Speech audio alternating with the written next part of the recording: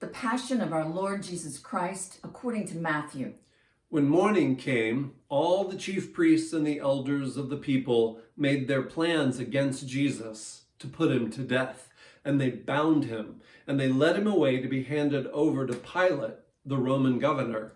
Now when Judas, who had betrayed him, realized that Jesus had been condemned to die, he repented. And he brought back the 30 pieces of silver to the chief priests, saying, I have sinned. I have betrayed an innocent man. And they said to him, what is that to us? That's your problem. And throwing down the pieces of silver in the temple, he left. And he went out and he hanged himself. But the chief priests, they picked up the pieces of silver and they said, well, it's not lawful to put this into the treasury since it's blood money. So they decided to use the money to buy the potter's field as a burial place for strangers. And that's why it has been called the Field of Blood to this day. Then what was spoken of by Jeremiah the prophet was fulfilled. They took the 30 pieces of silver, the price set on him by the people of Israel, and they used it to buy the potter's field, as the Lord commanded me. Now Jesus stood before the governor, and the governor asked him, are you the king of the Jews? And Jesus answered him, You have said so. But when he was accused by the chief priests and elders, he made no answer.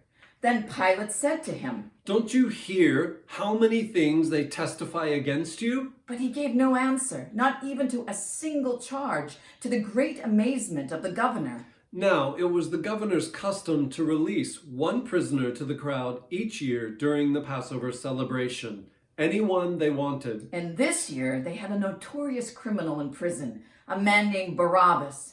As the crowds gathered, Pilate said to them, Which one do you want me to release to you, Barabbas or Jesus, who is called the Messiah? For he knew that it was out of envy that the leaders had arrested him. And while Pilate was sitting in the judgment seat, his wife sent him this message. Have nothing to do with this righteous man, for I have suffered much over him today in a dream. Now the chief priests and the elders persuaded the people to ask for Barabbas and to destroy Jesus. So the governor again said to them, Which of the two do you want me to release to you? And they said, Barabbas! Pilate said to them, Then what shall I do with Jesus, who is called the Christ? And they all answered him, Let him be crucified! And he said, Why? What evil has he done? And they shouted all the more, Let him be crucified! So when Pilate saw that he was gaining nothing, but rather that a riot was beginning, he took water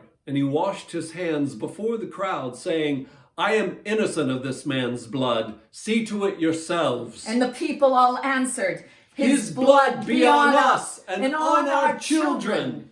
Then he released for them Barabbas. He ordered Jesus to be scourged and then handed him over to be crucified.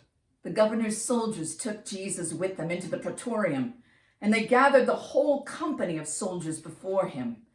Then they stripped him and made him wear a scarlet robe, and having twisted some thorns into a crown, they put it on his head and a staff in his right hand, and kneeling before him, they mocked him, saying, Hail, King of the Jews!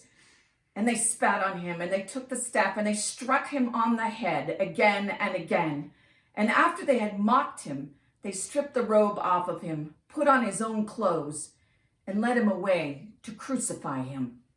On their way out, they came across a man from Cyrene named Simon, and they forced him to carry Jesus' cross.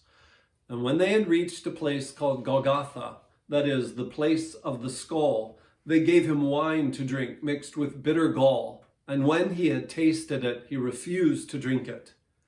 They crucified him there, and they divided his clothes among themselves by casting lots, and then they sat down and kept watch over him there. And over his head they put the charge against him, which read, This is Jesus, the King of the Jews. 2 thieves were crucified with him, one on the right and one on the left. And the passers-by shouted abuse at him, shaking their heads and saying, Oh, you who would destroy the temple and rebuild it in 3 days, Save yourself. If you are the Son of God, come down from the cross. So also the chief priests and the scribes and the elders mocked him, saying, He saved others. He cannot save himself. So he's the king of Israel? Yeah, let him come down from the cross now, and we will believe in him. He trusts in God. Let God deliver him now if he wants him, for he said, I am the Son of God. And the thieves who were crucified with him also kept reviling him in the same way.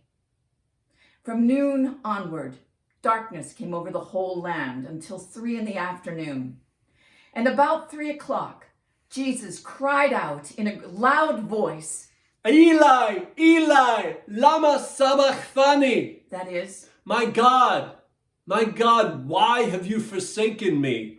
and some of the bystanders hearing it said, This man is calling Elijah. And one of them ran at once and took a sponge, filled it with vinegar, and put it on a reed and gave it to him to drink. But the others said, No, wait, let us see whether Elijah will come and save him. But Jesus cried out again with a loud voice and yielded up his spirit. And behold, the curtain of the temple was torn in two from top to bottom. And the earth shook, and the rocks were split, and the tombs also were opened. And many bodies of the saints who had fallen asleep were raised.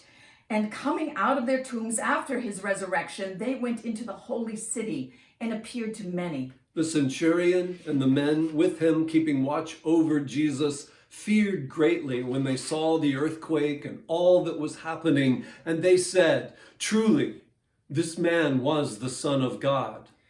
There were many women there, looking on from a distance, who had followed Jesus from Galilee, ministering to him. Among them were Mary Magdalene, and Mary, the mother of James and Joseph, and the mother of the sons of Zebedee. When it was evening, there came a rich man from Arimathea named Joseph, who also was a disciple of Jesus. He went to Pilate and asked for the body of Jesus. Then Pilate ordered it to be given to him. And Joseph took the body and wrapped it in a clean linen shroud and laid it in his own new tomb, which he had hewn in the rock. And he rolled a great stone to the door of the tomb and departed. But Mary Magdalene and the other Mary, they remained sitting there, facing the tomb. The Gospel of our Lord Jesus Christ.